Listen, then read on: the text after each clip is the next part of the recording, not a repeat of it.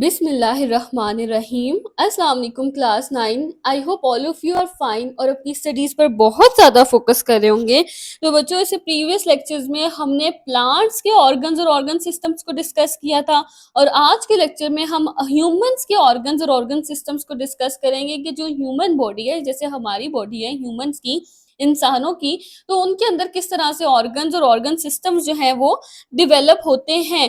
اور یہ تو آپ کو پورا پتہ ہی ہے، جو ہم وہ ڈیٹیل سے اب تک پڑھ چکے ہیں کہ سیلز جو ہیں وہ مل کے ٹیشوز بناتے ہیں، اور جب similar tissues similar functions perform کرتے ہیں تو آرگنز بنتے ہیں، اور جب ریلیٹڈ آرگنز جو کہ ایک جیسے فنکشنز پرفارم کر رہے ہوتے ہیں، وہ جب ایک ساتھ کوارڈینیشن میں کام کرتے ہیں تو کیا بنا دیتے ہیں؟ ایک آرگن سسٹم۔ اور جب بہت سارے آرگن سسٹم جو ہیں وہ ملا کے ایک پورا انڈیویجول، ایک پورا آرگنزم یا پورا انسان یا پلانٹ یا اینیمل بناتے ہیں۔ اچھا، اب ہم سب سے پہلے دیکھ لیتے ہیں کہ ہیومن باڈی کے اندر جو امپورٹنٹ جو ہے وہ آرگنز وہ کون کون سے ہیں۔ امپورٹنٹ آرگنز کو ڈسکس کر لیتے ہیں۔ تو بہت سارے جو آرگنز ہیں وہ ہیومن باڈی کے اندر پریزنٹ ہے، اور ہر آرگن جو ہے وہ اس کا اپنا ایک اسپیسیفک فنکشن ہوتا ہے، ایک مخصوص فنکشن ہوتا ہے جو وہ پرفارم کرتا ہے۔ یعنی آرگنز کو نا ڈیوائڈ کیا ہوا ہے، ہر آرگن کا اپنا فنکشن ہے، وہ صرف اپنا ہی فنکشن پرفارم کرتا ہے، اور اسے پتا ہوتا ہے کہ میں نے یہ فنکشن پرفارم کرنا ہے۔ اچھا، اب کچھ امپورٹنٹ آرگنس کو ڈسکس کیا ہوا ہے۔ سب سے پہلے ہارٹ، جو ہمارا ہارٹ ہوتا ہے، جو دل ہوتا ہے۔ ہارٹ کیا چیز ہے؟ ہارٹ ایک نا مسکولر آرگن ہے، مسکولر آرگن ہے، یعنی یہ مسل سے، پٹھوں سے بنا ہوا ہے یہ آرگن۔ اچھا، اب یہ کرتا کیا ہے؟ یہ پمپ کرتا ہے بلڈ کو پوری باڈی کے اندر، یعنی جیسے موٹر پمپ کی طرح نا، موٹر پمپ جیسے پانی کو پائپس میں بھیجتے، جب موٹر پمپ چلتا ہے تو پانی جو ہے وہ سارے گھر کے پائپس میں آ جاتا ہے نا، اسی طرح سے جب ہارٹ جو ہے وہ بلڈ کو پمپ کرتا ہے تو پوری باڈی کے اندر جو ہے نا وہ ویسلز ہوتی ہیں، وینز وغیرہ، ویسلز اسی طرح سے ہوتی ہیں، جیسے پائپ ہوتے ہیں نا گھر میں، اسی طرح سے ہماری باڈی کے اندر ویسلز ہوتی ہیں، تو بلڈ جو ہے وہ ساری ویسلز کے اندر چلا جاتا ہے، اور اس طرح سے پوری کی پوری باڈی میں تھرو آؤٹ کیا ہوتا ہے، پوری کی پوری باڈی میں جو ہے وہ بلڈ پہنچ جاتا ہے۔ اچھا، اس کے علاوہ جو ہارٹ ہے نا وہ امپورٹنٹ ہوتا ہے، کس چیز کے لیے اسینشیل ہوتا ہے؟ کہ یہ آکسیجن کو ڈلیور کرتا ہے اور سیلز تک نیوٹرینٹس کو ڈلیور کرتا ہے۔ جو ہماری باڈی کے اندر سیلز ہے نا، ان کو آکسیجن اور نیوٹرینٹس پہنچاتا ہے۔ اب کیسے پہنچاتا ہے؟ کہ بلڈ کے اندر نا ریڈ بلڈ سیلز پریزنٹ ہوتے ہیں۔ کون سے سیلز ہوتے ہیں؟ ریڈ بلڈ سیلز ہوتے ہیں۔ ان کے اندر نا آکسیجن ہوتی ہے، وہ آکسیجن لے کر جاتے ہیں، کیونکہ جب ہارٹ کے پاس بلڈ آتا ہے نا باڈی سے، وہ ڈی آکسیجنیٹڈ بلڈ ہوتا ہے، اس میں آکسیجن نہیں ہوتی۔ ہارٹ پھر اس بلڈ کو لنگس تک بھیجتا ہے، اس بلڈ کو کہاں بھیجتا ہے؟ لنگس میں بھیجتا ہے، اور لنگس کے پاس تو آپ کو پتہ ہے نا آکسیجن ہوتی ہے، کیونکہ ریسپائریشن جب ہم کرتے ہیں، سانس لیتے ہیں، تو آکسیجن جو ہے وہ انوائرمنٹ سے کہاں آتی ہے؟ لنگس میں آتی ہے، اور کاربن ڈائی آکسائڈ کو لنگس باہر بھیجتے ہیں، تو آکسیجن لنگس کے پاس ہوتی ہے۔ ہارٹ پھر کیا کرتے ہیں؟ اس بلڈ کو لنگس تک بھیجتے ہیں، لنگس اس بلڈ میں آکسیجن ایڈ کر کے ہارٹ کو واپس دے دیتے ہیں، پھر ہارٹ اس کو پمپ کر کے پوری باڈی تک پہنچا دیتے ہیں۔ تو اس طرح سے جو بلڈ میں آکسیجن ہوتی ہے نا، وہ پوری باڈی میں اور سارے سیلز تک جو ہے وہ پہنچ جاتی ہے، اور اس کے علاوہ نیوٹرینٹس جیسے کہ گلوکوز، وائٹامنز وغیرہ بھی سب سیلز تک پہنچ جاتے ہیں بلڈ کے ذریعے سے، کیونکہ بلڈ ہر سیل کے پاس سے گزرتے ہیں، اور اس کو یہ سارے جو ہیں وہ پہنچا دیتے ہیں چیزیں۔ اس کے علاوہ جو ویسٹ پروڈکٹس ہوتے ہیں جو کہ سیلز کے اندر بنتے ہیں، جیسے کہ یوریا وغیرہ، اس طرح کافی سارے ویسٹ پروڈکٹس ہوتے ہیں، تو جو بلڈ جب موو کر رہا ہوتا ہے نا، تو ایک تو وہ نیوٹرینٹس اور آکسیجن وغیرہ پہنچاتا ہے سیلز تک، اور دوسرا جو ویسٹ پروڈکٹس ہے نا ان کو کلیکٹ کر لیتا ہے ہر جگہ سے، اور کلیکٹ کر کے کہاں تک لے جائے گا؟ کڈنیز تک جو ہے وہ بلڈ جو ہے وہ لے جائے گا ان کو، ویسٹ پروڈکٹس کو، کڈنیز پھر اس کو فلٹر کر دیتی ہیں، اور اس کو وہ باڈی سے کیا ہو جاتے ہیں؟ ریموو ہو جاتے ہیں۔ نیکسٹ یہاں پہ جو آرگن ڈسکس کیا ہوا ہے نا وہ ہے لنگس۔ لنگس جو ہے نا وہ ہماری باڈی میں، جس طرح آپ کو پتہ ہے نا ایک پیئر ہوتا ہے اس طرح کر کے لنگس کا بنا ہوتا ہے ہمارے چیسٹ ایریا میں، تو وہاں پہ جو لنگس ہے نا وہ کس لیے رسپانسیبل ہوتے ہیں؟ یوں ایک پیئر ہوتا ہے، اس کے اندر یہ برونکیولز آ رہے ہوتے ہیں، یہ ونڈ پائپ ہوتا ہے، ہماری سانس کی نالی، اور یہ لنگس ہوتے ہیں اندر، اور یہ کیا کرتے ہیں؟ آکسیجن جو ہے اس کو ایکسچینج کرتے ہیں نا گیسز کو، یعنی آکسیجن جو ہے وہ انوائرمنٹ سے آتی ہے اور کاربن ڈائی آکسائڈ کو باہر بھیج دیتے ہیں۔ تو لنگس جو ہے وہ بریدنگ میں، سانس لینے میں جو ہے وہ بہت زیادہ امپورٹنٹ رول پلے کرتے ہیں۔ یہ فیسیلیٹیٹ کرتے ہیں، یعنی ہیلپ کرتے ہیں کس چیز میں؟ کہ یہ آکسیجن اور کاربن ڈائی آکسائڈ کا جو باڈی اور انوائرمنٹ میں کیا ہو رہا ہے؟ ایکسچینج ہو رہی ہوتی ہے نا، کہ انوائرمنٹ سے کاربن ڈائی آکسائڈ کہاں آتی ہے؟ باڈی کے اندر، اور باڈی سے آکسیجن کہاں جاتی ہے؟ انوائرمنٹ میں واپس جاتی ہے۔ تو یہ جو ایکسچینج آف گیسز ہے نا، یہ کون کر رہا ہوتا ہے؟ یہ لنگس کروا رہا ہوتا ہے۔ نیکسٹ آرگن ہمارے پاس ہے برین۔ برین کیا کرتا ہے؟ برین ہماری باڈی کا کنٹرول سینٹر ہے، یعنی کہ یہ پوری کی پوری باڈی کو کنٹرول کرتا ہے۔ ہماری باڈی کا جو ایک گورنمنٹ ہے نا، جو باڈی کو कंट्रोल कर रही है कि क्या काम कैसे करना है, कब करना है, ये कौन कंट्रोल कर रहे हैं, ये ब्रेन कर रहा है। अच्छा, it is responsible for coordination, ये कोऑर्डिनेशन के लिए इंपॉर्टेंट है, हम आहंगी के लिए, किस चीज की, सारे ऑर्गन्स की आपस में ना, सब ऑर्गन्स मिलकर एक पूरा सिस्टम की तरह काम करते हैं, सबको जोड़ कर रखते हैं, सबको कोऑर्डिनेट करवाता है ये सब के सब ऑर्गन्स को।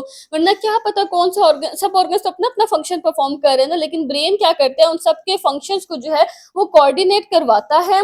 उसके अलावा ये ना मैसेजेस भेजता है और रिसीव करता है नर्व्स के जरिए से, हर जगह पे ना मैसेज भेजता है। जैसे अगर आपको कोई गर्म चीज को आप टच कर लेंगे तो ब्रेन ही सिग्नल भेजता है फौरन से, और आपको पता चलता है कि गर्म चीज को टच किया और आप हाथ हटा लेते हैं, तो आपके अंदर जितने भी ऑर्गन्स इन्वॉल्व होते हैं बॉडी के अंदर, जो पूरा सिस्टम होता है उसको कौन चला रहा होता है, ब्रेन। थिंकिंग, सोचने का प्रोसेस, या फिर आप किसी चीज में डिसीजन लेते हैं, फैसला लेते हैं, ये सारा प्रोसेस जो है वो कौन कर रहा होता है, ब्रेन कर रहा होता है, क्योंकि ये बॉडी का क्या है, कंट्रोल सेंटर है। नेक्स्ट हमारे पास जो ऑर्गन बताया हुआ ना ह्यूमन बॉडी का, वो है लिवर। लिवर क्या करता है, लिवर बहुत से वाइटल फंक्शंस परफॉर्म करता है, यानी इंपॉर्टेंट बॉडी के लिए जो जरूरी फंक्शंस होते हैं ना वो परफॉर्म करता है। अच्छा, अब किस तरह के फंक्शंस परफॉर्म करता है, ये ब्लड को फिल्टर करता है, बाइल को प्रोड्यूस करता है, और ग्लूकोज को क्या करता है, स्टोर करता है। अच्छा, लिवर ना ब्लड से टॉक्सिन्स वगैरह और जो भी हार्मफुल जो ब्लड के अंदर चीजें होती है ना, उसको क्या करवा देता है, रिमूव कर देता है, उसको फिल्टर कर देता है, यानी उसको छान देते हैं, उसको प्योरीफाई करता है। उसके अलावा बाइल बनाता है। बाइल जो है ना वो एक ग्रीन कलर का लिक्विड होता है, ग्रीन कलर का, और ये लिवर जो है वो इसको प्रोड्यूस करता है और फिर इसको ना स्टमक में भेज देता है, जहाँ पे फूड की डाइजेशन हो रही होती है, और वहां पे जाके ये फैट्स को डाइजेस्ट करवाता है, जो फैट वगैरह, जो फैटी फूड खाते हैं ना, फूड के अंदर जो फैट्स होते हैं उनको डाइजेस्ट करवाता है। उसके अलावा जो ये ग्लूकोज होता है ना हमारी बॉडी में, हम जो भी फूड लेते हैं उसमें उससे जो हमें एनर्जी मिलती है वो ग्लूकोज की फॉर्म में मिलती है ना, लेकिन अक्सर ऐसा होता है कि ग्लूकोज जो है वो एक्स्ट्रा है, यानी जितनी एनर्जी चाहिए थी वो तो हमें मिल गई, अब एक्स्ट्रा ग्लूकोज जो है वो ब्लड में प्रेजेंट है, तो अगर वो ब्लड में रहेगा तो वो नुकसानदेह हो सकता है, उसकी वजह से डायबिटीज हो सकती है। तो फिर क्या होता है कि लिवर उस ग्लूकोज को अपने अंदर स्टोर कर लेता है, लेकिन ग्लूकोज की फॉर्म में नहीं, ग्लाइकोजन की फॉर्म में स्टोर करता है। ग्लूकोज को वो ग्लाइकोजन में कन्वर्ट कर देता है और ग्लाइकोजन की फॉर्म में अपने अंदर स्टोर कर लेता है, और जब चाहिए होता है बॉडी को तो फिर से उसको ग्लूकोज में कन्वर्ट करके बॉडी को दे देता है। अच्छा, आगे हमारे पास जो अगला ऑर्गन है वो है किडनीज। किडनीज क्या करती हैं, किडनीज वेस्ट प्रोडक्ट्स को फिल्टर करती हैं, यानी वेस्ट प्रोडक्ट्स को क्या करती है, छानती हैं, उसको उसको अंदर से अलग करती हैं, किस में से, ब्लड में से। यहाँ पे ना मैंने आपको ऊपर बताया था ना कि ब्लड जो है, ब्लड से लेके वेस्ट प्रोडक्ट्स यहाँ से लेकर जाते हैं, तो यहाँ पे बल्कि ये हार्ट के अंदर, हार्ट में मैंने आपको बताया था कि हार्ट वेस्ट प्रोडक्ट्स को रिमूव करता है और फिर जो है ब्लड उसको किडनीज तक ट्रांसफर कर देता है। अब किडनीज क्या करते हैं, वो जो है वो ब्लड से जो भी वेस्ट उनके पास आया है ना, वेस्ट प्रोडक्ट्स किडनीज के पास, वो उसको जो है वो फिल्टर कर देती है। उसके अंदर से जितना भी वेस्ट है, यूरिया, यूरिक एसिड, क्रेटिनिन, ये सब जो है हमारी बॉडी के लिए जो नुकसानदेह है, हार्मफुल है, उनको जो है वो अलग कर देती है। ये वेस्ट जो है वो पानी के साथ मिक्स हो जाते हैं और यूरिन के थ्रू हमारी बॉडी से बाहर चले जाते हैं। नेक्स्ट जो ऑर्गन है वो है स्टमक। स्टमक एक मस्कुलर ऑर्गन है। अभी हमने ऊपर हार्ट को देखा ना कि हार्ट एक मस्कुलर ऑर्गन है, इसी तरह से जो स्टमक है ना वो भी एक मस्कुलर ऑर्गन है, यानी ये मसल्स से बना हुआ है। इसके अंदर क्या चीज होती है, मसल्स होते हैं। मसल्स जो है वो कॉन्ट्रैक्ट करते हैं और रिलैक्स करते हैं। कॉन्ट्रैक्ट और रिलैक्स क्या होता है, सुकड़ना फिर रिलैक्स करना, यानी किसी चीज का ऐसे सुकड़ जाना फिर रिलैक्स हो जाना, फिर सुकड़ जाना फिर रिलैक्स हो जाना, उसे हम कहते हैं कॉन्ट्रैक्शन और रिलैक्सेशन। ये फूड को जो है वो फूड की ब्रेक डाउन करवाते हैं, और किस तरह करवाते हैं, डाइजेस्टिव एंजाइम्स को यूज करते हुए। स्टमक के अंदर ना बहुत से एंजाइम्स होते हैं जो डाइजेशन करवाते हैं, जैसे कि पेप्सिन होता है जो प्रोटीन की डाइजेशन करवाता है, लाइपेज एंजाइम होता है जो फैट्स की डाइजेशन करवाता है, माइलेज होता है जो कार्बोहाइड्रेट्स की डाइजेशन करवाता है। इस तरह काफी सारे जो है ना स्टमक के अंदर एंजाइम्स प्रेजेंट होते हैं जो डाइजेशन कराते हैं। आपको इन एंजाइम्स के नाम याद रखने की जरूरत नहीं है, मैं आपको ऐसे ही आपकी इन्फॉर्मेशन के लिए बता रही हूँ। आपने याद सिर्फ वही पॉइंट्स करने हैं जो आपकी बुक में लिखे हुए हैं। आपका पेपर में क्वेश्चंस भी इन्हीं में से आएंगे। जो एक्स्ट्रा मैं आपको बात बता रही हूँ वो मैं आपके कॉन्सेप्ट को क्लियर करने के लिए बताती हूँ। अच्छा, अब हमने देखा कि हार्ट भी एक मस्कुलर ऑर्गन है और जो स्टमक है ना वो भी एक मस्कुलर ऑर्गन है। क्यों है ये मस्कुलर ऑर्गन? हार्ट जो है उसने भी ब्लड को पंप करना है ना पूरी बॉडी में, तो हार्ट के लिए भी जरूरी है कि प्रेशर दे वो। तो इस तरह से वो कॉन्ट्रैक्ट करेगा, रिलैक्स करेगा, कॉन्ट्रैक्ट करेगा, रिलैक्स करेगा, तो जिसके थ्रू वो क्या करेगा, पंप कर सकेगा। तो उसके अंदर भी मसल्स का, पट्टों का होना जरूरी है।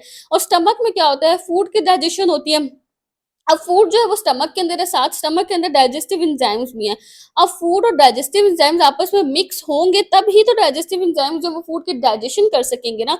तो स्टमक में भी यही होता है कि जो मसल्स है ना वो कॉन्ट्रैक्ट करते हैं, रिलैक्स करते हैं, कॉन्ट्रैक्ट करते हैं और रिलैक्स करते हैं, और इस तरह से ना एक मूवमेंट सी प्रोड्यूस होती है। जैसे समझ लें कि हमने अगर किसी बॉटल में जो है वो पानी डाला है, साथ हमने उसमें जो है वो नमक या शुगर वगैरह डाली है, चीनी डाली है, इस तरह से कुछ ना कुछ डाला है। अब हमने उसके अंदर अगर उसको मिक्स करना है तो हम बॉटल को ऐसे ऐसे करके शेक करेंगे ना ताकि वो मिक्स हो जाए। इस तरह से स्टमक भी जब वो कॉन्ट्रैक्ट और रिलैक्स करते हैं ना यूं, तो उसके अंदर जो चीजें होती है ना वो आपस में क्या हो जाती है, मिक्स हो जाती हैं, और डाइजेस्टिव एंजाइम जो है वो फूड की क्या करवा देते हैं, डाइजेशन करवा देते हैं। नेक्स्ट हमारे पास जो ऑर्गन है वो है इंटेस्टाइन। इंटेस्टाइन जो है वो लॉन्ग लंबे लंबे से ट्यूबुलर ऑर्गन है, बिल्कुल इस तरह जैसे एक ट्यूब से बनी होती है ना, पाइप बना होता है, जैसे पाइप हम देख रहे होते हैं ना, इस तरह के ये स्ट्रक्चर्स होते हैं और बहुत लॉन्ग होते हैं। ये ना इस तरह से बॉडी के अंदर यूं करके ना ऑर्गेनाइज होके पड़े हुए होते हैं।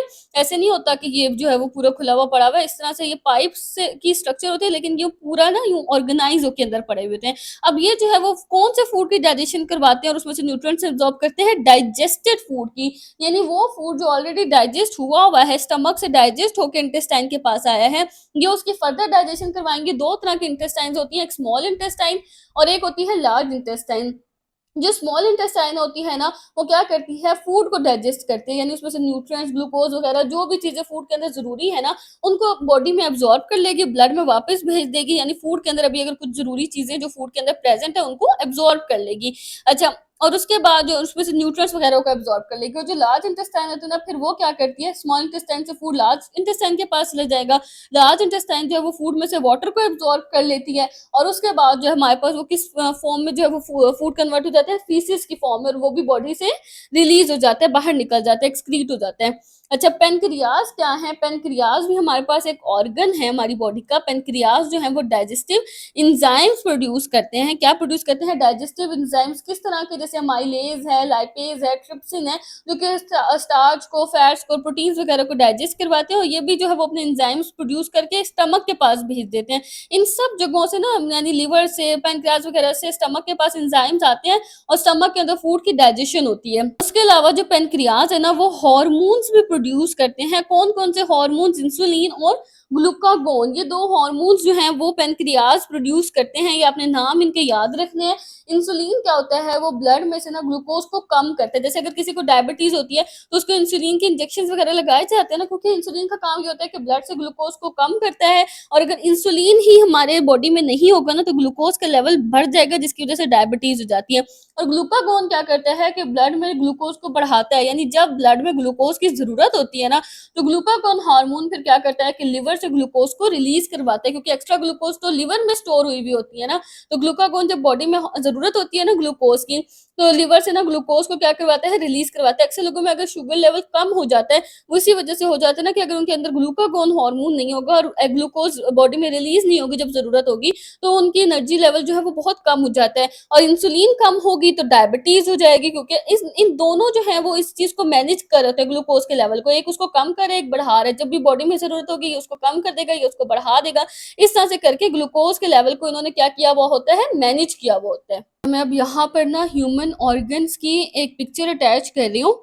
आपने वीडियो को पॉज करके ना आराम सुकून से ये जितने भी ऑर्गन्स हमारी बुक में डिस्कस हुए हैं ना वो कहाँ कहाँ पे लोकेटेड हैं, कैसे कैसा सा उनका स्ट्रक्चर है, कौन सा ऑर्गन किसके साथ है, एक दफा आपने ये सब कुछ जो है वो देखना है, सबको आइडेंटिफाई करना है कि कौन सा ऑर्गन जो है वो कहाँ पर प्रेजेंट है।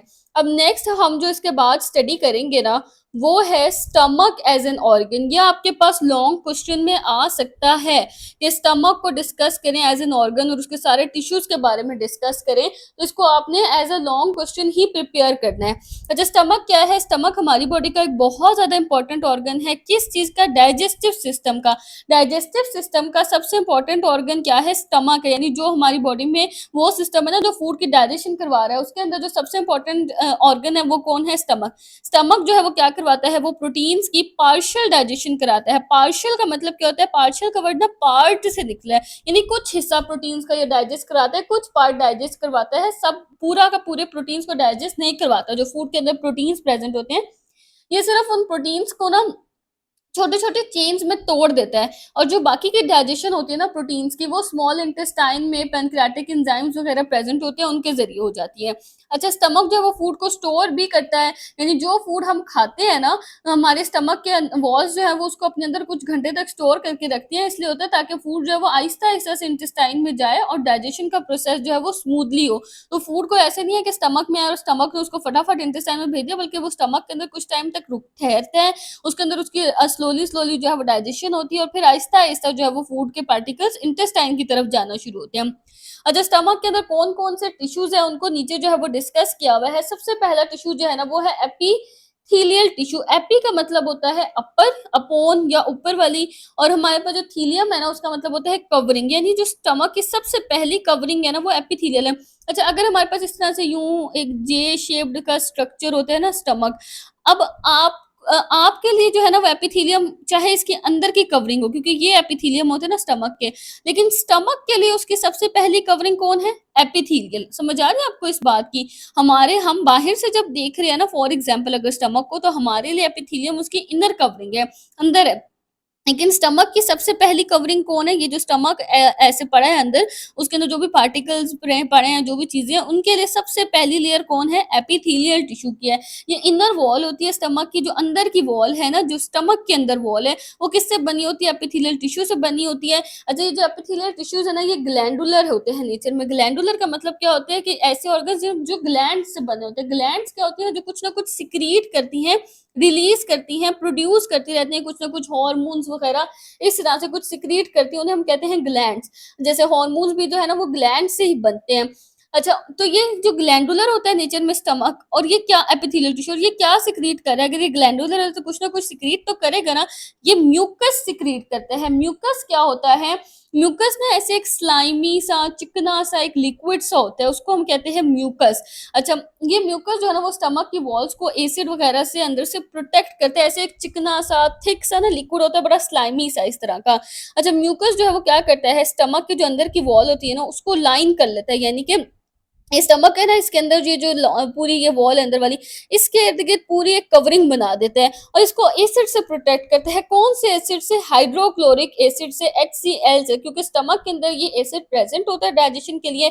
और अब यहाँ पे ना एक क्वेश्चन अक्सर बच्चों के माइंड में आता है कि स्टमक खुद भी तो गोश्त है ना, मतलब कि मीट है स्टमक भी तो, और स्टमक अगर फूड की डाइजेशन करवा रहा है, मीट वगैरह की भी तो डाइजेशन करवा रहा है, तो ये खुद को क्यों नहीं डाइजेस्ट कर लेता है? इसीलिए नहीं करता, क्योंकि स्टमक के इर्द गिर्द जो है वो म्यूकस की एक लेयर होती है जो HCl से, जो कि डाइजेशन करता है ना, HCl हाइड्रोक्लोरिक एसिड, एसिड जो है उससे स्टमक को प्रोटेक्ट करके रखती है, बचा के रखती है, इसलिए स्टमक खुद अपनी डाइजेशन नहीं कर सकता। इसी म्यूकस की वजह से जो स्टमक की वॉल्स को क्या कर रही होती है? लाइन कर देती है, कवर कर देती है। अब ये जो टिश्यू है ना, ये क्या सिक्रीट करता है? ये एपिथेलियल टिश्यू ये गैस्ट्रिक जूसेस को भी सिक्रीट करता है। गैस्ट्रिक कौन से जूसेस होते हैं? जो स्टमक के अंदर प्रेजेंट होते हैं और ये डाइजेशन में हेल्प करते हैं। अब गैस्ट्रिक जूस के अंदर, यानी एक ना स्पेशल नाम है, ये स्टमक के डाइजेस्टिव जूस का नाम क्या है? यानी जो लिवर से प्रोड्यूस होता है उसका नाम क्या था? बाइल था ना। जो पेनक्रियाज से प्रोड्यूस होता है उसका नाम है पेनक्रियाटिक जूस, लेकिन जो स्टमक से डाइजेस्टिव जूस प्रोड्यूस होता है ना फूड की डाइजेशन के लिए, उसका नाम क्या है? गैस्ट्रिक जूस है। और ये कौन सिक्रीट कर रहे हैं? एपिथेलियल टिश्यूज इस जूस को बना रहे होते हैं। अब इस जूस के अंदर क्या-क्या होता है? इस जूस के अंदर ना एंजाइम्स होते हैं। अच्छा, अब वो एंजाइम्स कौन से हैं? पेप्सिनोजिन है एक एंजाइम। अच्छा, वो पेप्सिनोजिन एंजाइम जो है वो क्या करता है? वो प्रोटीन्स की डाइजेशन करवाता है। स्टमक के अंदर पेप्सिनोजिन जो एंजाइम है ना वो क्या कर रहा है? वो प्रोटीन्स की डाइजेशन करवाता है, और उसके अलावा जो है वो ये जो जूस है गैस्ट्रिक जूस, इसमें हाइड्रोक्लोरिक एसिड HCl भी होता है। अब HCl का क्या काम होता है? ये पेप्सिनोजिन एंजाइम को एक्टिवेट करता है ताकि वो पेप्सिन में, और वो एंजाइम जो है वो क्या करता है? फूड की डाइजेशन करता है। अब ये जो है वो थोड़ा सा कंफ्यूजिंग पॉइंट है, क्योंकि यहाँ पे क्या होता है? जो पेप्सिनोजिन है ना, स्टमक के अंदर नॉर्मली जो एंजाइम प्रेजेंट है वो कौन है? पेप्सिनोजिन। ये इनएक्टिव होता है, यानी ये एक्टिव नहीं होता, ये प्रोटीन्स को डाइजेस्ट नहीं कर सकता, लेकिन ये ऑल टाइम जो है वो स्टमक में पेप्सिनोजिन प्रेजेंट होता है। लेकिन जैसे ही कोई फूड आया, अब पता है कि इस फूड की डाइजेशन करनी है, तो उस टाइम पे HCl क्या करता है? इस पेप्सिनोजिन एंजाइम को पेप्सिन में कन्वर्ट कर देता है, और पेप्सिन जो है वो इसकी एक्टिव फॉर्म होती है पेप्सिनोजिन की, और ये जो एक्टिव फॉर्म है ना, ये क्या कर जाती है? ये प्रोटीन्स की डाइजेशन करवाती है, और फिर जब प्रोटीन्स डाइजेस्ट हो जाते हैं तो दोबारा से ये जो पेप्सिन है वो पेप्सिनोजिन में कन्वर्ट हो जाता है। तो ये इस तरह से प्रोसेस होता है। नॉर्मली स्टमक के अंदर जो है ये पेप्सिनोजिन की फॉर्म में प्रेजेंट होता है। एपिथेलियल टिश्यू के बाद कौन से टिश्यू की लेयर आती है? कनेक्टिव टिश्यू की। यह एपिथेलियल टिश्यू के बिल्कुल जो है वो नीचे प्रेजेंट होता है। जैसे ये हमारे पास है ना एपिथेलियल टिश्यूज, ये लेयर है एपिथेलियल टिश्यूज के। उसके बाद कौन सी लेयर होगी? कनेक्टिव टिश्यूज की लेयर होगी। अब ये जो कनेक्टिव टिश्यूज है ना, ये क्या करते हैं? ये स्टमक को जो है वो स्ट्रेंथ प्रोवाइड करते हैं, उसको सपोर्ट प्रोवाइड करते हैं। अब इनके अंदर क्या होता है? कनेक्टिव टिश्यूज के अंदर ब्लड वेसल्स होती हैं, नर्व्स होती हैं और लिम्फेटिक्स होती हैं। ब्लड वेसल्स क्या करती हैं? ऑक्सीजन और न्यूट्रिएंट्स वगैरह को ट्रांसपोर्ट करवाते हैं, जैसे आर्टरीज, वेन्स, कैपिलरीज, ये सब ब्लड वेसल्स हैं। नर्व्स प्रेजेंट होती हैं जो कि हमारे पास जो है वो उसमें स्पाइनल नर्व्स वगैरह होती हैं, जो हमारे पास वहां से आ रही होती है, ब्रेन से आ रही होती है। नर्व्स सिग्नल्स लेकर आ रही होती हैं ताकि वो ब्रेन जो है वो स्टमक को सिग्नल्स देता है ना सिक्रीशंस वगैरह रिलीज करने के लिए भी। अगर फूड आ रहा है तो सिक्रीशन जो बाकी ऑर्गन्स ने भी रिलीज करनी है और स्टमक ने भी रिलीज करनी है फूड को डाइजेस्ट करने के लिए, तो उसके लिए जो सिग्नल्स लेकर कौन आती है? नर्व्स आती हैं ब्रेन से। फिर लिम्फेटिक्स। लिम्फेटिक्स क्या होता है? लिम्फेटिक्स जो है वो एक्स्ट्रा फ्लूइड को ड्रेन करती है। भी इसी तरह से जैसे ब्लड वेसल्स होते हैं, इसी तरह से ये वेसल्स होती हैं। लेकिन ये किस लिए होती है? ये तो ब्लड के लिए होती है ना, इसमें फ्लूइड होता है। ये जो भी हमारी बॉडी के अंदर एक्स्ट्रा फ्लूइड होता है ना, उसको ये क्या कर देती है? उसको ड्रेन कर देती हैं, उसको जो है वो ड्रेन आउट करती है। और उसके अलावा क्या करती है? बॉडी को इम्यूनिटी प्रोवाइड करते हैं, यानी जो भी बीमारियां या जो भी चीजें होती है ना, उनसे लड़ने की जो ताकत होती है बॉडी के अंदर, इम्यूनिटी जो होती है वो प्रोवाइड करती है। नेक्स्ट जो हमारे पास लेयर है ना, वो किस चीज की है? वो मसल टिश्यूज की लेयर है। मसल टिश्यूज जो है उसके अंदर 3 लेयर्स होती हैं, यानी एपिथेलियल टिश्यू के बाद हमारे पास कनेक्टिव टिश्यू आ गया और फिर मसल टिश्यू आ गया। मसल टिश्यू के फर्दर जो है वो 3 लेयर्स प्रेजेंट होती हैं। यहाँ पे आपको नजर आ रहा है ना, एपिथेलियल टिश्यू की लेयर है, फिर कनेक्टिव टिश्यू की लेयर है और फिर मसल टिश्यूज की जो है वो 3 लेयर्स हैं। एक लेयर लॉन्गिट्यूडनल लेयर होती है, जिसमें जो सारे सेल्स है ना वो इस तरह से लॉन्गिट्यूडनल लंबे लंबे इस तरह से पड़े होते हैं। एक सर्कुलर लेयर होती है जिसमें सेल्स यूं ना सर्कल में जा रहे होते हैं। और एक होती है ओब्लीक लेयर। ओब्लीक कहते हैं टेढ़ा को। लॉन्गिट्यूडनल होता है लंबाई वाला, सर्कुलर होता है जो गोलाई में जा रहे होते हैं। यानी लॉन्गिट्यूडनल लेयर तो यूं लंबाई में आ रहा है ना, मैं यहाँ पे पिक्चर भी अटैच की है तो आपको उसमें से भी क्लियर नजर आ रहा है कि 3 लेयर्स किस तरह की है। पहली लॉन्गिट्यूडनल है, इस तरह लंबाई में इसके जो है वो सारे सेल्स अरेंज हैं। और जो हमारे पास सर्कुलर लेयर है वो इस तरह से गोलाई में जा रहे हैं। और फिर जो ऑब्लीक है, ऑब्लीक का मतलब होता है तिरछा या फिर टेढ़ी जो चीज होती है ना, तिरछा, उसको कहते हैं ऑब्लीक। तो ऑब्लीक के अंदर जो सेल्स है वो कैसे हैं? तिरछे आ रहे हैं, टेढ़े आ रहे हैं। जो लॉन्गिट्यूडनल है ना वो फूड को आगे पुश करने में हेल्प करती है। अच्छा, सर्कुलर वाली क्या करती है? सर्कुलर वाली स्टमक को स्क्वीज करती है, यानी स्टमक को यूं श्रिंक करने में, ओपन करने में जो है वो सर्कुलर वाली हेल्प करती है। लॉन्गिट्यूडनल वाली जो है वो फूड को आगे स्टमक तक पुश करने में या स्टमक से बाहर आगे पुश करने में हेल्प करती है। और ओब्लीक, ये जो तिरछी लेयर्स है ना, ये क्या करती हैं? ये ग्राइंडिंग और मिक्सिंग में हेल्प करती हैं। यानी फूड ने जो डाइजेस्ट होना है तो ग्राइंड ही होना है ना, छोटे छोटे पार्टिकल्स में कन्वर्ट हो जाना है। और उसके अलावा फूड के अंदर डाइजेस्टिव जूसेस में भी मिक्स होना है, तो ये ग्राइंडिंग और मिक्सिंग में हेल्प करती हैं। तो इन लेयर्स की वजह से ही मसल्स जो है वो कॉन्ट्रैक्ट करते हैं, रिलैक्स करते हैं और फूड जो है वो जो गैस्ट्रिक जूसेस है, डाइजेस्टिव जूसेस है, उनके साथ क्या हो जाता है? मिक्स हो जाता है। उसके बाद हमारे पास एक और आउटर कनेक्टिव टिश्यू की लेयर होती है। मतलब एक कनेक्टिव टिश्यू के बाद मसल टिश्यूज आ गए, फिर आउटर बाहर एक और कनेक्टिव टिश्यू की लेयर होती है। ये सबसे बाहर वाली स्टमक की लेयर होती है। यानी जो स्टमक की सबसे बाहर वाली लेयर है ना, वो कौन सी है? आउटर कनेक्टिव टिश्यू की लेयर होती है। ये स्टमक को इनसर्कल कर रही होती है, यानी स्टमक के पूरे इर्द गिर्द ये लेयर जो है वो प्रेजेंट होती है और स्टमक को क्या करती है? सपोर्ट करती है। यहाँ पे आपको स्टमक की जो डायग्राम है, इसमें भी ये सारी जो लेयर्स हैं वो दिखाई गई है टिश्यूज की। आगे जो है ना वो ह्यूमन बॉडी के अंदर जो ऑर्गन सिस्टम्स प्रेजेंट है ना, उनको डिस्कस किया हुआ है। और ये काफी सारे ऑर्गन सिस्टम्स को जो है वो डिस्कस किया हुआ है। बहुत इंपॉर्टेंट ही ऑर्गन सिस्टम्स होते हैं ह्यूमन बॉडी के अंदर। अब सबसे पहले कौन सा सिस्टम है? Skeletal system. स्केलेटल सिस्टम क्या होता है? ये जो ढांचा होता है ना बॉडी के अंदर, उसको कहते हैं स्केलेटल सिस्टम। इसके अंदर बोन्स होती हैं, कार्टिलेज होते हैं और टेंडन्स होते हैं। बोन्स क्या होती हैं? हड्डियां। जो हमारी हड्डियां हैं उसको हम हार्ड सी, जो सख्त सी हड्डियां होती है उसे बोन्स कहते हैं। कार्टिलेज क्या होता है? कार्टिलेज जो होता है ना वो सॉफ्ट सा फ्लेक्सिबल सा टिश्यू होता है। जैसे आप अपने अभी आप अपने कान को हाथ लगाएं और उसको मूव करके देखें कान को अगर, तो वो एक फ्लेक्सिबल सा ना मूवमेंट हो रही है उसके अंदर। तो इस तरह के जो टिश्यूज होते हैं ना उसको हम कहते हैं कार्टिलेजेस। आपके ईयर में जो है ना वो कार्टिलेज प्रेजेंट है। और टेंडन्स, टेंडन्स क्या होते हैं? जो मसल्स को बोन्स से जोड़ते हैं, यानी जो भी मसल्स होते हैं ना उनको बोन से जो स्ट्रक्चर जोड़ता है ना, उसे हम क्या कहते हैं? उसे कहते हैं टेंडन कहते हैं। उसके अलावा एक और हमारे पास होती है चीज जिसको कहते हैं जॉइंट्स। जॉइंट्स क्या करते हैं, ये बोन्स को बोन्स से जोड़ते हैं, टेंडन्स मसल्स को बोन्स से जोड़ते हैं, और जॉइंट्स जो है वो बोन्स को बोन्स से जोड़ते हैं। अब ये जो है ना स्केलेटल सिस्टम, ये क्या देते हैं, ये बॉडी को एक स्ट्रक्चर देता है। अगर आपकी बॉडी में हड्डियां ना हो तो आपकी बॉडी को एक स्ट्रक्चर कैसे मिलेगा, जो शेप बॉडी को मिली हुई है वो कैसे मिलेगी, वो इसी स्केलेटल सिस्टम की वजह से मिलती है, सपोर्ट मिलती है। और फिर उसके अलावा बॉडी को जो प्रोटेक्शन करते हैं, हिफाजत करते हैं बॉडी की, क्योंकि ये बोन्स ही होती है ना जो बॉडी को प्रोटेक्ट करती हैं। कोई भी चीज आपको लगती है तो बोन्स होती है, जो हार्ड स्ट्रक्चर होता है, जिसकी वजह से बॉडी क्या हो जाती है, प्रोटेक्ट हो जाती है। और ये एक फ्रेमवर्क, एक ढांचा से प्रोवाइड करती है, जिसके ऊपर मसल्स आके क्या हो जाते हैं, अटैच हो जाते हैं, और फिर बॉडी क्या कर सकती है, मूव कर सकती है, क्योंकि मसल्स ही कॉन्ट्रैक्ट और रिलैक्स करते हैं ना। अभी हमने हार्ट में देखा, स्टमक में देखा कि अगर हमें मूवमेंट करनी है या फिर उसकी पंपिंग करनी है तो उसमें कौन इन्वॉल्व होता है, मसल्स इन्वॉल्व होते हैं। तो इस तरह जो है वो फ्रेमवर्क बन जाता है एक पूरा सा स्केलेटल सिस्टम का, और उसके ऊपर मसल्स आके अटैच हो जाते हैं, किसके थ्रू, टेंडेंस के थ्रू। अच्छा, उसके अलावा ये जो स्केलेटल सिस्टम है ना, ये मिनरल्स को भी स्टोर करता है और ब्लड सेल्स भी प्रोड्यूस करता है। मिनरल्स जैसे कि कैल्शियम, फास्फोरस, हम कहते हैं ना बोन्स में कैल्शियम होती है। ये किस लिए कहते हैं, क्योंकि बोन्स के अंदर ये कैल्शियम जैसे ये जो मिनरल्स है ना, फास्फोरस, कैल्शियम, ये सब स्टोर हुए हुए होते हैं। और बोन मैरो के अंदर जो है, बोन के अंदर ना हड्डियों के अंदर एक गूदा सा होता है, प्रेजेंट होता है, उसे बोन मैरो कहते हैं।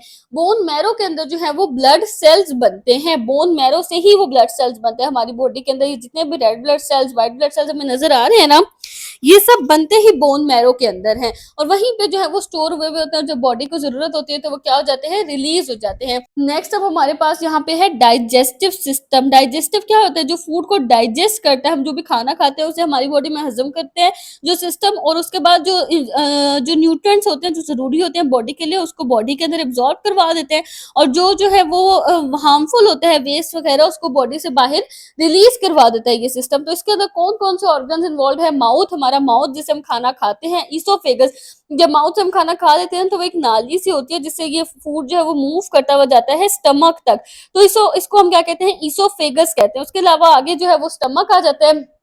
स्टमक में फूड की जो मेजर डाइजेशन है वो स्टमक में होती है। फिर स्मॉल इंटेस्टाइन, लार्ज इंटेस्टाइन जो फूड को जो है वो क्या करते हैं, आगे से जो डाइजेस्टिव फूड होता है उसको दोबारा से रीअब्सॉर्ब करते हैं, उसके अंदर से न्यूट्रिएंट्स को और वाटर वगैरह को। तो ये सिस्टम जो है वो फूड की डाइजेशन के लिए भी रिस्पॉन्सिबल होता है, और डाइजेस्टिव फूड के जो फूड डाइजेस्ट हो चुका होता है ना उसकी एब्जॉर्प्शन के लिए भी, कि उससे जो हाँ जो हमारे बॉडी के लिए जरूरी न्यूट्रिएंट्स है ना उनको बॉडी में एब्जॉर्ब करवाने के लिए भी। अगला जो सिस्टम है वो है रिस्पायरेटरी सिस्टम, यानी सांस लेने का सिस्टम, जिसके थ्रू हम रिस्पायरेशन करते हैं, सांस लेते हैं, उस सिस्टम को क्या कहते हैं, रिस्पायरेटरी सिस्टम कहते हैं। अब इसके अंदर जो है वो क्या क्या कौन कौन से ऑर्गन्स इन्वॉल्व है, लंग्स है, हमारे जो फेफड़े हैं, लंग्स हैं, ट्रैकिया या विंड पाइप ही होता है, जैसे सांस की नाली कहते हैं। ये ना इस इसोफेगस के साथ से ही गुजर रही होती है। अक्सर होता है ना कि खाना खा रहे हैं तो बोल रहे हैं, या कुछ भी अक्सर ऐसा होता है खांसी आ जाती है तो खाना जो है वो सांस की नाली में चला जाता है और वो वहां पे फंस जाता है। इस चीज की वजह से अक्सर लोगों की डेथ भी हो जाती है। एक बहुत खतरनाक चीज होती है, बात होती है, क्योंकि जब हम खाना खा रहे थे ना, यहाँ पे इसके ऊपर ना, सांस की नाली के ऊपर एक यहाँ पे एक बना हुआ होता है स्ट्रक्चर सा, जो इसको प्रोटेक्ट कर रहा होता है। लंग्स के बाद फिर कौन सा ऑर्गन है, ट्रैकिया, या फिर इसको विंड पाइप भी कहते हैं, और उसके अलावा जो है वो ब्रोंकियोल्स भी जो है वो प्रेजेंट होते हैं। तो इस सिस्टम के अंदर क्या होता है, रिस्पायरेटरी सिस्टम का काम क्या होता है कि गैसेस को एक्सचेंज करता है, जैसे ऑक्सीजन और कार्बन डाइऑक्साइड को, एनवायरनमेंट से हम कार्बन डाइऑक्साइड लेते हैं, और सॉरी ऑक्सीजन लेते हैं हम अपनी एनवायरनमेंट से सांस लेने के लिए, और कार्बन डाइऑक्साइड को जो वो बाहर रिलीज कर देते हैं। तो बॉडी और एनवायरनमेंट में जो है वो गैसेस को एक्सचेंज करवाता है ये। तो आपने ना इसमें से हर ऑर्गन सिस्टम के एक तो ऑर्गन्स याद रखने हैं कि कौन कौन सी ऑर्गन्स है इस ऑर्गन सिस्टम के अंदर, और उसके अलावा फंक्शन क्या है इस सिस्टम का, ये आपने याद रखना है। नेक्स्ट हमारे पास जो बताया हुआ ना वो है मस्कुलर सिस्टम। मस्कुलर का मतलब क्या है कि ये जो है ना वो मसल्स से मिलकर बना हुआ है। तो ये जो सारे मसल्स है ये बॉडी को कवर करते हैं और मूव करने में हेल्प करते हैं। अब इसमें क्या होता है कि स्केलेटल मसल होते हैं, जो हमने अभी ऊपर स्केलेटल सिस्टम पढ़ा ना, तो सारे स्केलेटल मसल्स होते हैं जो कहाँ अटैच होते हैं, बोन्स के साथ। हमारी जो बोन्स है ना उनके साथ मसल्स अटैच होते हैं। हमारी बोन्स ऐसे मूव नहीं कर सकती, मसल्स जो है वो कॉन्ट्रैक्ट करते हैं, रिलैक्स करते हैं और बोन्स को मूवमेंट में हेल्प करते हैं। अब ये मसल्स जो है ये क्या करते हैं, ये कॉन्ट्रैक्ट करते हैं, ये उस तरह से सिकुड़ते हैं और रिलैक्स करते हैं और बोन को मूव करने में हेल्प करते हैं। अच्छा, अब ये दो तरह की हमारे पास मूवमेंट्स होती है, एक होती है मूवमेंट और एक होती है लोकोमोशन। मूवमेंट क्या होता है, किसी भी बॉडी पार्ट का मूव करना, जैसे मैं अभी अपने हैंड को मूव कर रही हूँ, ये क्या है, मूवमेंट है। आप अपने पाँव को, हेड को मूव करते हैं, ये मूवमेंट होती है। लेकिन अगर मैं यहाँ से उठ के दूसरे रूम में चली जाऊँ, यानी मैंने अपनी पोजीशन को चेंज कर लिया, अपनी पूरी बॉडी को मूव करवा के कहीं और चली गई, वॉक की मैंने, तो वो क्या चीज है, लोको मोशन। यानी लोकेशन जब चेंज होती है ना आपकी, यानी आपने मूव किया और अपनी पोजीशन को चेंज किया, तो वो लोको मोशन होती है।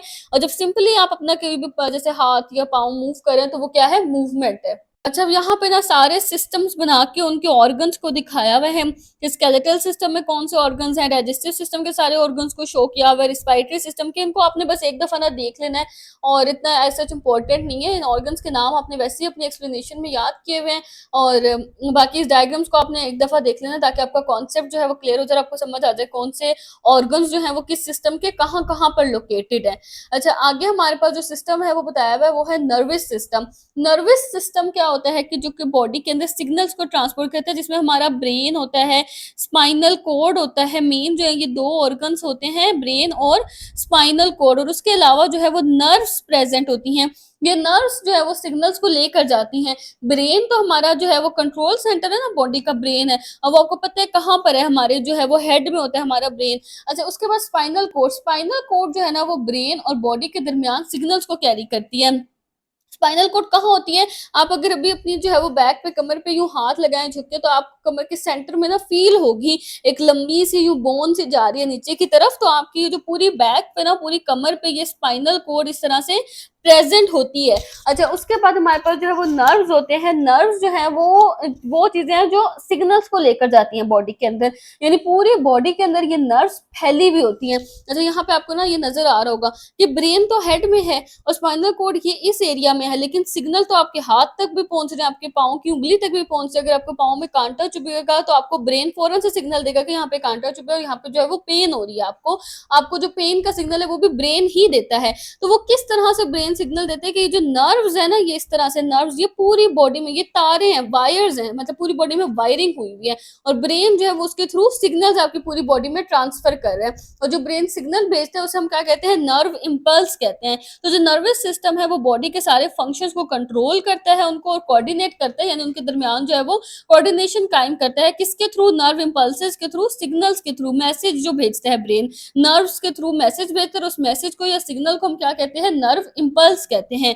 आगे लास्ट में बताया हुआ है ब्लड सर्कुलेटरी सिस्टम के बारे में, यानी ये वो जो है वो ऑर्गन सिस्टम है जो ब्लड को पूरी बॉडी में सर्कुलेट करवाता है, यानी पूरी बॉडी में मूव करवाता है। सर्कुलेट का मतलब क्या है कि पूरी बॉडी में उसको मूव करवा देता है ना, घुमाता है पूरी बॉडी के अंदर, खून की गर्दिश करवाता है। अब इसमें कौन कौन से ऑर्गन्स हैं, हार्ट हैं, ब्लड वेसल्स हैं, ब्लड वेसल्स में जो है वो आर्टरीज, वेन्स, कैपिलरी सब आ जाएंगे, और ब्लड है, यानी कि मेन काम क्या है कि ब्लड की सर्कुलेशन करवानी है। तो ब्लड को पंप कौन कर रहा है, हार्ट। ब्लड को लेके कौन जाएंगी, ब्लड वेसल्स लेके जाएंगे। और ब्लड भी हमारे पास क्या है, एक ऑर्गन है।